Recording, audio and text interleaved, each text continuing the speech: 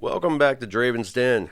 If you're new here, this is the show where we take history out of the textbook, slow it down, and remind ourselves that the past wasn't lived in bullet points. It was lived one uncertain day at a time. Today's episode is your weekend roundup, covering December 20th, 21st, and 22nd. Some of these stories carry real weight. Some of them are strange. And some of them sit right in that uncomfortable middle ground where history usually lives. Before we dive in, though, I want to tell you about Wednesday's episode, because it's a little different from our usual format.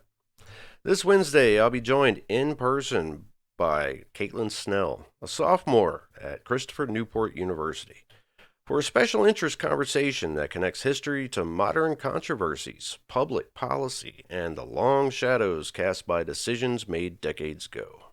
It's a thoughtful discussion. It doesn't shy away from uncomfortable realities, and it brings in a younger perspective that deserves to be heard. If you appreciate episodes that ask better questions instead of rushing to easy answers, make sure you're subscribed and join us Wednesday for that conversation.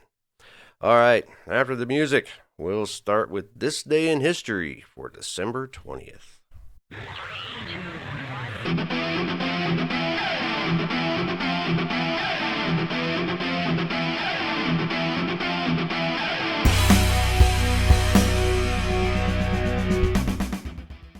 December 20th is one of those dates where history quietly shifts direction while most people assume tomorrow will look like today.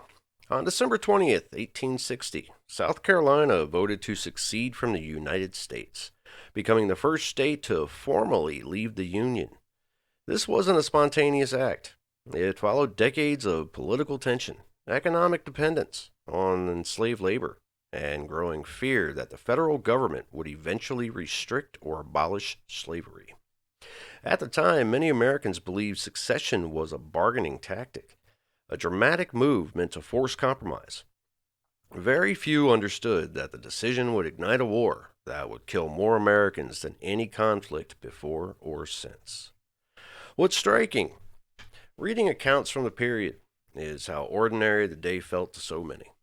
Shops were open, newspapers debated logistics, life continued, right up until it didn't. More than a century later, on December 20th, 1968, Apollo 8 entered lunar orbit. For the first time in human history, people left Earth's gravitational pull and circled around another world. As astronauts looked back at Earth, rising over the moon's horizon, they saw no borders, no nations, no conflicts, just a fragile blue sphere suspended in darkness. That moment didn't end the Cold War. It didn't solve humanity's problems, but it permanently changed how we understood our place in the universe and how small our divisions really are. December 21st marks the winter solstice, the shortest day and longest night of the year in the Northern Hemisphere. For ancient societies, this wasn't symbolic. It was existential. The solstice marked the turning point between scarcity and survival.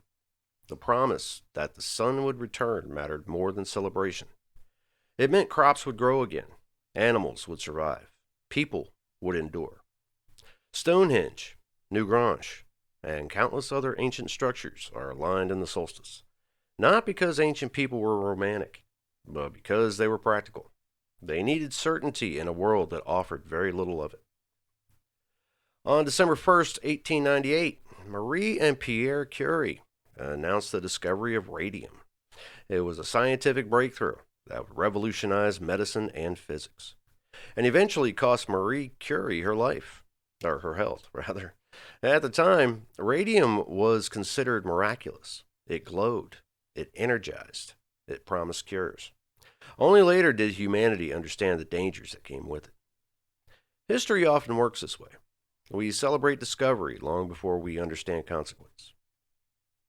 December 22nd tends to be a quieter date, but its impact has been anything but small. On December 22nd, 1964, Japan's Shinkansen bullet train began regular operation, redefining transportation worldwide. It wasn't about speed alone. It was about reliability, efficiency, and public trust. The train ran on time. It still does. In a world obsessed with dramatic change, the bullet train proved that consistency can be revolutionary. Sometimes history moves forward not with speeches or protest, but with systems that simply work better than what came before. Of course, December history also reminds us that humans have never been particularly, I got it right that time, graceful during the holidays. Kind of like me speaking. In the early 1800s, Christmas in many American cities was considered a public nuisance. It involved public drunkenness, vandalism, and frequent arrests. Newspapers of the time openly debated whether Christmas should be discouraged altogether. Even New Year's celebrations weren't much better. Early public countdowns often ended with injuries, broken windows, and editorials asking why people insisted on celebrating like nothing bad had ever happened before. The answer, historically speaking, is simple. People needed something to look forward to. If stories like these make you wish you could uncover history where it actually happened, that's exactly what the Lore Trail app is designed to do. Lore Trail is a GPS-based history discovery app that reveals historic events, forgotten moments, and local stories tied to your real-world location. You're not scrolling through the past. You're standing inside it. The app is currently live on Kickstarter. You can find it by searching Lore Trail app on Kickstarter or by visiting theloretrail.com. Supporting Lore Trail helps bring local history out of the textbooks and back into everyday life, where it belongs. Before we wrap up, I want to hear from you. If you have a family history story, a local legend, or a moment from the past that deserves to be remembered, email it to dravinsden@gmail.com.